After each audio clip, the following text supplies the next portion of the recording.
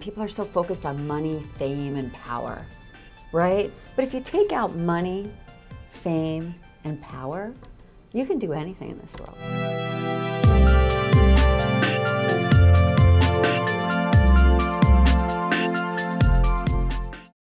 Welcome to Tribe Talk, where we alternate between young changemakers and long-standing leaders to demonstrate that age doesn't impact the quality of one's work.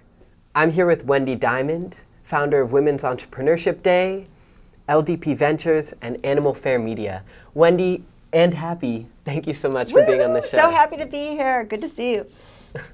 And before we begin, I have to say Tribe Talk is sponsored by Raise, a mobile-first platform powering individual activism, corporate giving, and nonprofit volunteerism. So download Raise on Google Play Store or on Apple Store to give, volunteer, and connect.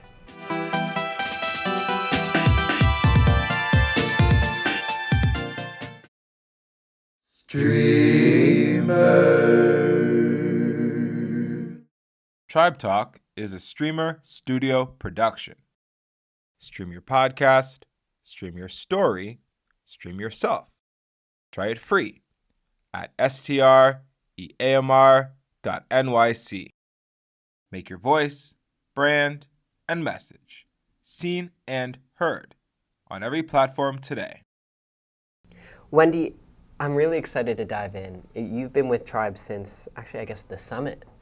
Where you stepped up to speak on the opportunities and challenges. So really, especially starting with your work in Women's Entrepreneurship Day, could you share a little more about how your individual story got you started? Sure. I mean, my background is actually kind of funny, right? Like I come from a small town in Ohio, 2,500 people. So I'm like a country bumpkin. And, growing up, I spent a lot of time with animals. And my whole journey started really young because I realized at a young age, I was responsible for my own life, right? So literally I realized, both of my parents were mentally ill. And at 16, I was pretty much on my own. And so from that period on, you make a decision in life, whether you're going to move forward and be positive or you're going to go the other way. Right? And so I made the decision that, I'm going to go positive. I'm going to look at everything as a positive, right? And I went on my journey, and that led me to going to school in Boston. It was an amazing experience. I went to an all-women's school, 300 women, right? It was an old finishing school, turned four-year liberal arts school for women. And going there just made me open up to the world because everybody in my school was from all over the world. And after that, I ended up in Istanbul, Turkey, and then Russia, and then New York City. And when I arrived in New York City, I sent out 300 resumes. No one gave me a job. So what people are talking about now? Oh, AI is taking our job. Literally, it's actually a gift, right? Because if when you are young, you still are resilient. Right? You're still like, oh, I can do this, or I'm confident. I can make this happen, right? So for me, when I didn't get a job, I knew I had to be an entrepreneur, right? I had to figure out my way because I had nowhere to fall, right? I couldn't go back home. I had no one to support me. So I had to work two jobs and figure out my entrepreneurial journey. So that's when I ended up volunteering because I love helping the world ever since I was young. And so I ended up volunteering for the Coalition for the Homeless. And, I met a homeless guy on the corner of Park Avenue. And he was just this really nice guy. And he's like, I'd rather beg, for money on the street because I'll make more money here than I would at McDonald's. And that made me realize, wow, right? So that's when I ended up researching homeless organizations, and I ended up volunteering for an organization called Coalition for the Homeless in New York. And I would feed 1,000 people per week. I would do it like 4 days a week, right? And we would give him a ham sandwich, a milk. The guy would smile with like two teeth in his mouth, but he was so grateful. Right? And it might have been a different time than it is now, right? Because now it's so easy to get drugs, where then it wasn't. It was, veterans and people like that were homeless. And from there, I decided to help homeless people because I realized, wow, this is a problem, and these people really just want a hand up, right? Not a handout, right? They want a job. They want to figure out their lives. So that's when I went on a journey, and I did 2 cookbooks with all the famous musical artists like Madonna and everybody and all these people. And I ended up on Oprah, and I was on Howard Stern and all these things, and we raised $500,000 for the homeless. And it was an amazing experience because I realized, if you're so passionate, I was so passionate about helping homeless people that no, whatever it was I was talking to, whoever it was whether I was on, I was taking a bus or I was, at an event, I'd always talk about what I was doing, right? And everyone, and that's when everyone started sharing, oh, my cousin's this person or my cousin's that person. And that was how I ended up creating these 2, best-selling cookbooks and getting all that exposure. And after doing that, I just was kind of sad in New York for some reason, because I think what it was those projects were over. Right? And it was just when you work on something and you're so passionate about it for a year and you're like, oh my God, this is over, right? I had to figure out what I was going to do next. And I decided to go to the city shelter to rescue a dog and cat, because the greatest gifts in my life for animals growing up, especially with 2 mentally, ill parents, right? So I ended up going to the city shelter. I ended up adopting a purebred Maltese and a purebred Russian blue cat. And at that time, I started doing research. I'm like, how did I get these purebreds, in a city shelter, right? And when I did my research, I realized nobody was talking about adoption or rescue. Nobody. There was not any celebrities and pets in any magazines. No pets were on TV shows at the time. And I said, wow, there's 12 million animals euthanized a year. If we could bring celebrities and pop culture to the animal rescue world, we could teach everyone you could adopt any breed, any size, any age, right? And they would choose to adopt versus buy. And at that time, again, I was up against a lot, right? Because I created a magazine. I've never created a magazine before. And we didn't have AI at the time. And we didn't have a lot of this stuff, right? And so I just went on this amazing journey, and nothing was going to stop me from helping animal rescue. And everybody I spoke to, I was like, I'm doing this. And that's how I ended up launching with Renee Zellweger and her dog on the cover. We had Beyonce and her dog on the cover. We had Charlize Theron and her dog on the cover. Halle Berry and her dog on the cover. So we had Justin Bieber and his dog on the cover, all these people, right? And then I created all these pop culture events, like Yappy Hour. So I created the first ever Yappy Hour and coined the term Yappy Hour. And did all these events to raise money for animal rescue and to bring awareness towards animal rescue. And that's when we were invited to the Today Show, and I started doing animal rescue segments on the Today Show and pet lifestyle segments and things like that. And I realized in life, everyone in the world wants to help. You just have to make it easy for them. Right? So think about it. If you have a project you're working on. If you're just, very, just say, you're asking for too much, it's hard for them to say, oh, I can do that, right? But if you really ask, specifically, right, something, and that person can do that, they would help you. And so that was, went on that journey. 10 books out, 5 TV shows, 3 Guinness World Records, a wing named after my dog at the Humane Society of New York, and raising millions of dollars for animal rescue. And I had a primetime show on CBS. I was on the Today Show every month. And then I got the greatest gift, a stalker. A crazy stalker, bully, crazy, and that was in 2011.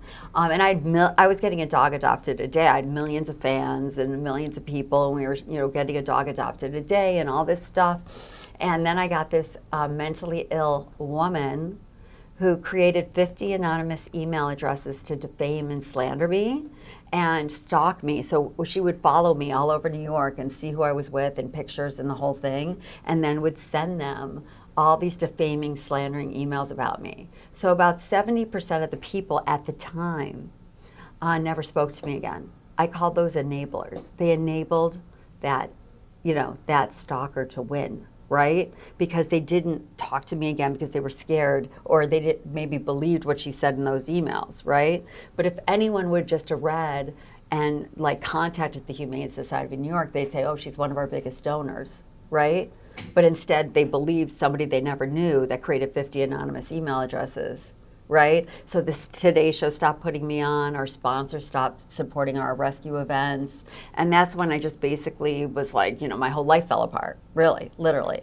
And I ended up getting to take care, it was a gift because I got to take care of my father at the end of his life.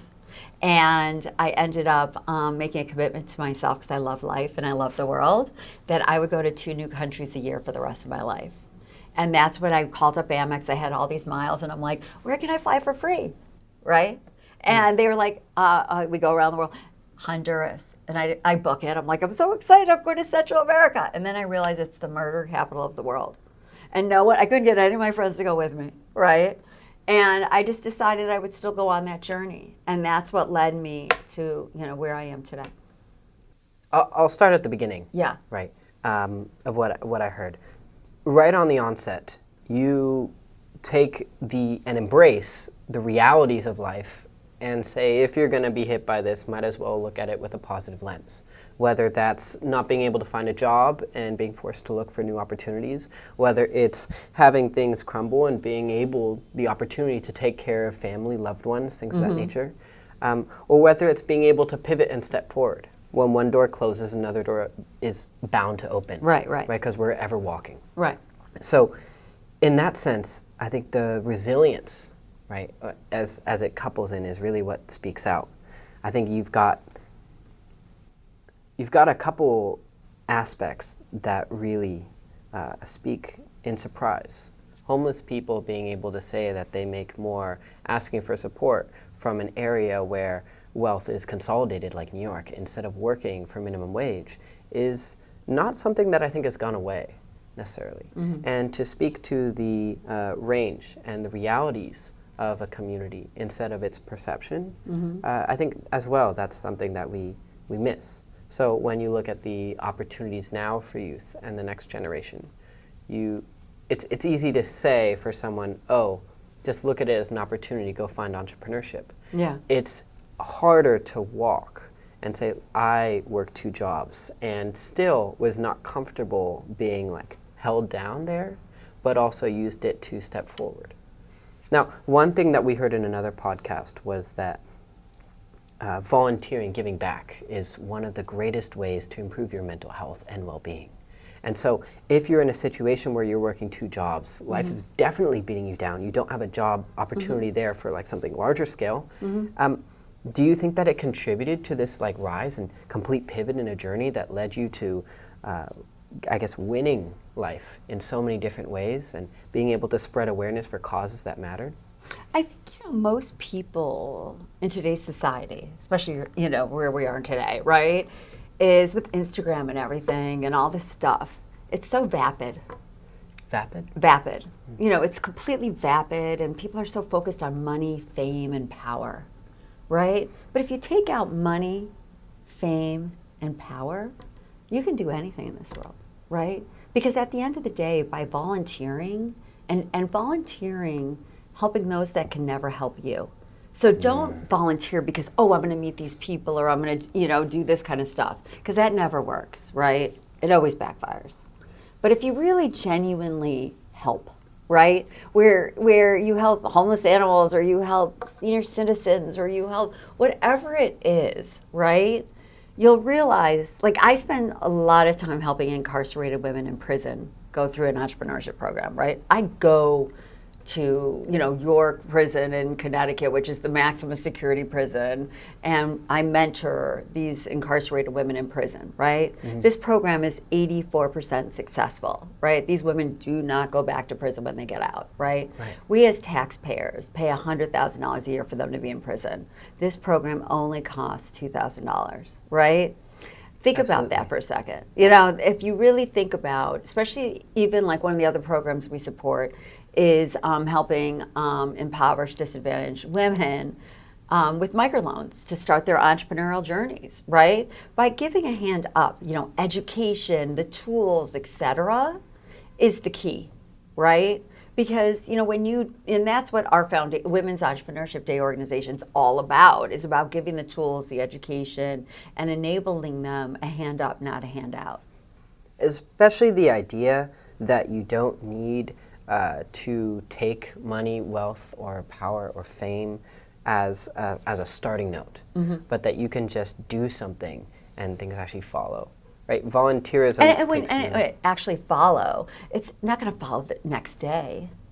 So maybe you get lucky and it might follow the next day, right? But it takes years. I mean, it takes, real, and I think what people do, and also have integrity with everything you do. If you say you're going to do something, do it. And if you say you're going to be a part of something, do it. If you say you're going to be somewhere, be there. There was a great movie I tell everyone to watch that works with us. I'm always like, it's an old movie. It's called Coach Carter, and it was like some bad basketball team in like the Bronx or something, right? And they were the worst team. They lost everything, and then they get this new coach, and they're always late. They're always coming in late, and they're always like not prepared and the whole thing. And he said, whenever you are going to go somewhere, get there 5 minutes before so you're ready at the time you're supposed to be there. Right? And that's where I think, people have lost the integrity, right? They're like, oh, because now we have phones. Oh, I'm running a little late, right? Yeah. And like, there's all these other things in life now that stop us from having that ability to remember to be there on time or to actually, commit to what we're going to commit with. Because the greatest gift for yourself is to honor whatever you say. Yeah, I think we live in a time of abundance, which is wonderful, and that we have so many more opportunities. And when you're in a hub like New York City, even more so.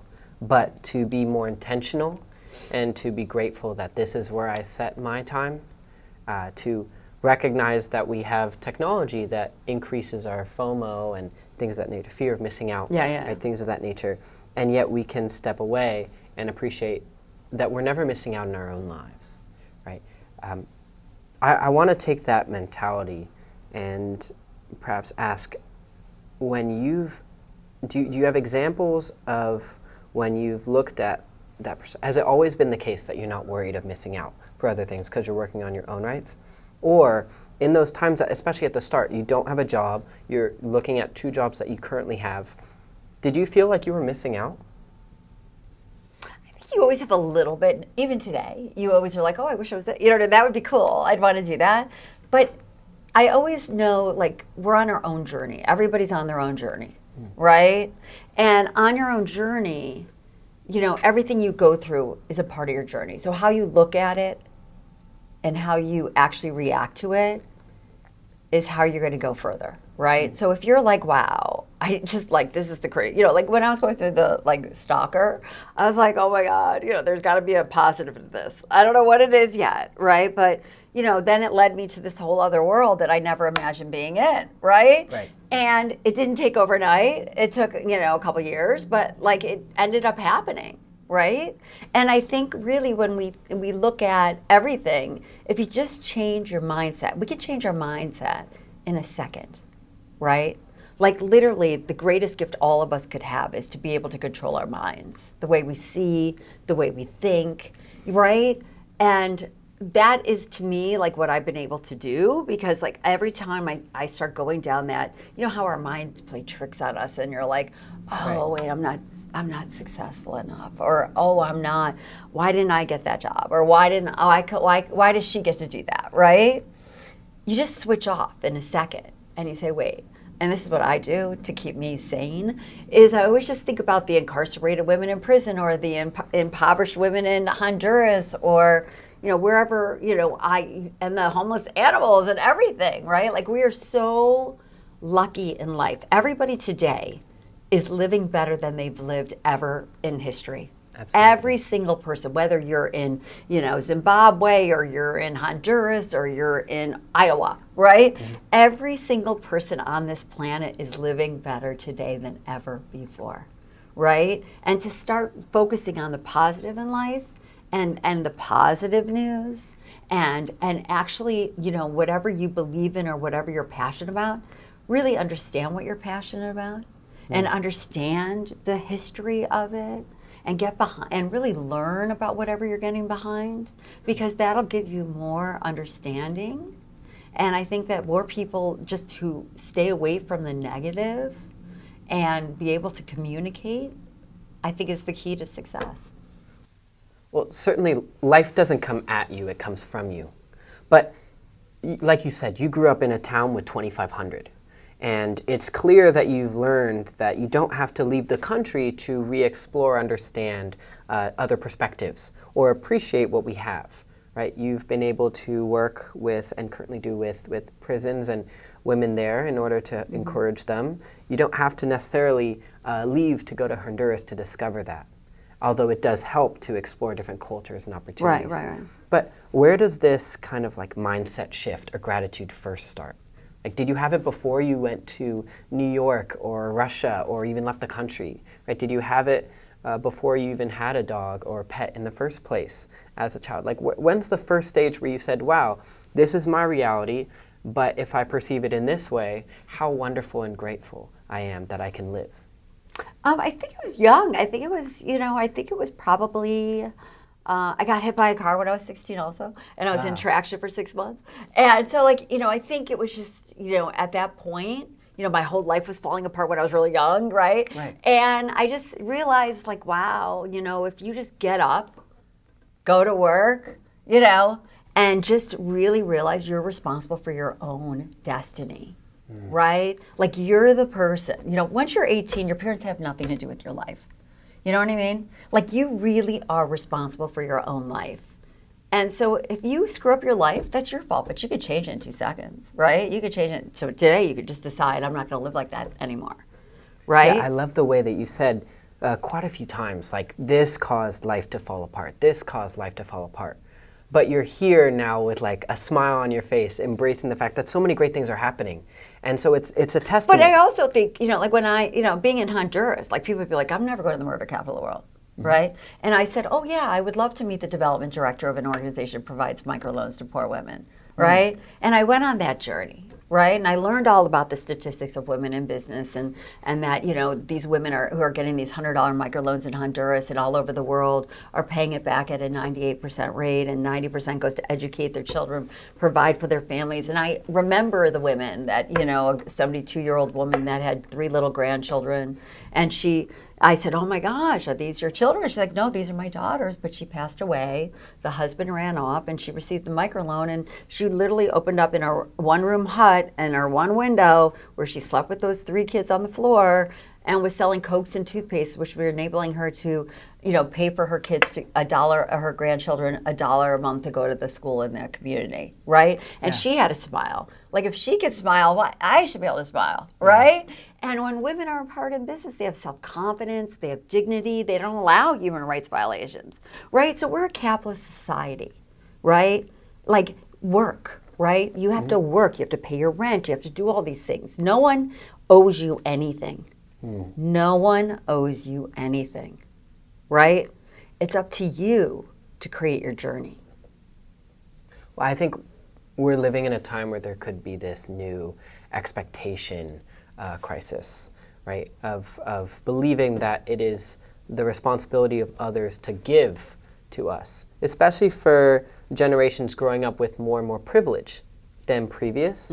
It's an expectation to continue that privilege and be able to carry it forward. So when things take a turn, some people will blame and turn to blame. But it seems like you very clearly state that it's not about finding reasons why things are wrong, it's finding ways to make them right. Yeah, I've never complained. I've never blamed anyone. Yeah. In fact, at my dad's deathbed, I said, thank you for being so crazy. Because if you weren't so crazy, I wouldn't be who I am today. I wouldn't have lived the life I've lived, right? And so I think, if people just stop blaming everyone else for their problems, like, they would find life in a whole other way, in a more positive, bright future, right? Because right now you have the tools to do whatever you want. I mean, ChatGPT, you could get it for free and be able to create whatever you want. No, it's certainly beautiful. Have you been using technology more to accelerate the pace of what you're doing? Or do you feel like it hasn't necessarily affected? Because in the past, you said you figured out how to build a magazine on your own. There was no technology or tool to say, here's the 5 steps, here are others that do it, here are emails, right?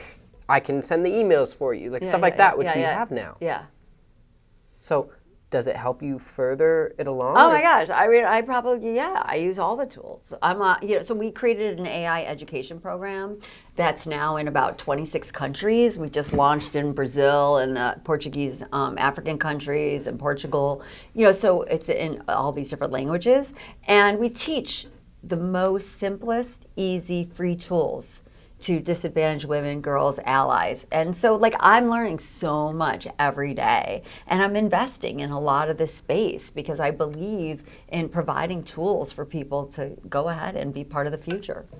That's awesome. Yeah, definitely. At what point did you go from, you have three major tracks of places that you put all your attention and energy to. And you were able to be successful because you also learned as much as you could. You researched the history and past. You started with homelessness, then you turned into adoption, and now with empowering the future of women. What was the turning point that made you realize that this is your mantra now? I don't know if it's my mantra now. Everything's my mantra, right? I'm always helping animal rescue. I'm always helping impoverished women start their entrepreneurial journeys. I'm always trying to help the homeless. And, but now I've been investing in, companies that are going to make this even more impactful, right? And I think with, whatever you do, it all leads to where you end up, right? It's not that I said, this is what I want to do in life. I had no idea, right?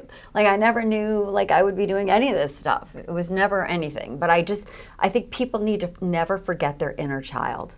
Think about it. When you were a kid, you're why? How? Where? Oh my gosh. You wanted to know everything, right? And if we don't lose that, right? And you're always interested and you embrace the future and you embrace technology and innovation, there's positives to everything. And of course there's negatives, right? AI sure is going to take millions of jobs away. But I was talking to someone the other day and she said, oh my gosh, I can't believe I'm going into filmmaking. AI is going to take it over. I said, well, that's why you need to learn every AI film app there is. Because someone's going to need you to teach them or work these out and make sure it works. And there's always going to be a need of people and great people, right? And people want to be around positive people. They want to be around people that are going to be entrepreneurial and give you insight and bring innovation to you and be more proactive. Nobody wants Debbie Downers. Right. Nobody wants people that are not going to show up. Nobody wants people that are bringing politics into the workplace, right? Professionalism has been lost. And I think we need to bring that back. And I think we need to, I believe in people going to work, getting up, going to work, having purpose, right? Get up because you got to pay your rent. If you want to go hang out with everybody and drink or whatever you want to do in life. By the way, I never drink and I've never smoked. I'm a total, and I wake up and go to bed at the same time. So I'm a little funny like that, right? Because you have a routine. I have a routine and I never had the opportunity to play with my time. I think that means that you have a lot more value for it. Well, I value my mind, body, and soul. Right. And if everyone valued their mind, body, and soul, they would respect themselves much more. Right? Don't just give it away. Yeah, I don't think there's anything wrong with how you spend your time as long as you know what you're spending it on, or as long as it's a conscious decision. I think the moment you assume that time is limitless and infinite is not only when you lose track of it when you're young, but then are also scared for its limitation when you're old. And both of those kind of stop you from just embracing the present. I think something else very interesting to me is, to your point, people like working with good people, right? And appreciating them, finding excitement with those that you're around. I don't think it's about getting validation. It's not saying good job, but it is nice to have someone say, I see the effort you're putting in. Yeah, right? I see how much work you're putting in. 100%, right? I saw some show yesterday, I was at something and we had to watch the show. And I'll never forget one of the lines, it made me laugh. And one of the lines was oh my God, I would hate her if she wasn't my friend, right? Because people are so jealous right? And they're like, oh wait, like, why she get to do that, or why does she, and I think what it is just people are lazy. And if you just get up, go to work, have purpose, you will have a much better life no matter what, starting day one, right? Yeah, a lot of this really is on the overarching lens of encouraging people to take action, right?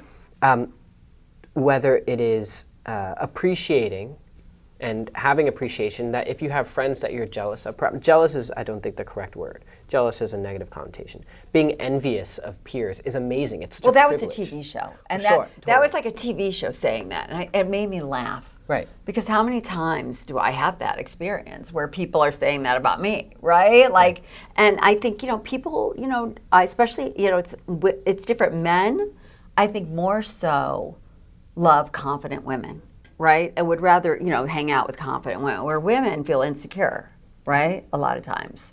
And I think instead, like my whole life, I've always wanted to be with people smarter than me because I have a super high EQ, low IQ. So I just want to learn, right? And I just want to try to figure out, just understand everything so I can make my own judgment in life, right? And again, you didn't let that stop you from doing the work that you care about.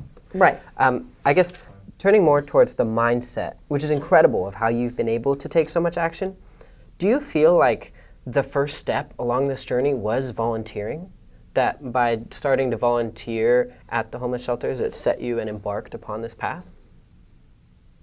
I think, I think the first experience in my life was probably meeting the homeless guy. I think I was 21 when I met him.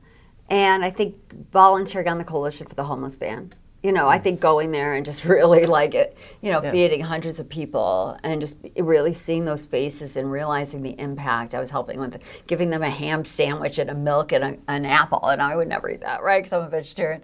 And so so it was kind of interesting, right? And I think that was just, I felt good. I would go home and I would take a shower and then I'd be at the hot restaurant with my friends and they'd be talking about something that was really not interesting to me, right? Yeah. And I just would realize wow, I just had, that I really felt good about my day. Right? Because I know, that helped someone and that his face and just the people and, I think if we spend more time doing those kind of things, that's why I always, go to prison. I always go, to different, places where we're, giving microloans and, I always like to go on those trips and I don't just go for an hour, I spend time there. And because it makes me realize, wow, I am the luckiest person. I always say, whenever people come to prison with us to mentor, I always laugh because they're like, oh, I don't want to get up at 5 a.m. because we have to drive 3 hours to Connecticut. And they're like, I don't want to. I'm like, I said, at the end of the day, you're going to thank me. Because, yeah, certainly you're missing your big, powerful day at work or whatever that might be, but you're actually donating and making a difference in people's lives that can never help you. And that, when you leave there and it's the end of the night and you go to bed, you're gonna be like, wow, I made a difference. Well, cheers to making a difference. Wendy, thank you so much for your time and for Happy's time on our show. Really, it means a lot to have someone of your stature who says, listen, life is not a direct line, and there are going to be highs as well as lows, but to be able to appreciate the positive and look up during all of that is what allows you to continue making impact, right? It just takes one day to get started or one moment. 1 second. Remember, the greatest gift, control your mind. Learn how to control your mind, the way you see, think, and feel. Because you could say, this is the most beautiful candle I've ever seen in the world, or that's unattractive, right? But that's your decision, right? Or you could say, I love this candle so much, right? Or you could say, oh my God, I hate it. But that's your decision, right? You decide. So if you could just remember that and practice that, it'll become your reality. So you can always say, oh, today's gonna be the greatest day. When you wake up, because you're going to decide whether you're happy or sad in the morning, right? And you're going to say, this is going to be the greatest day, right?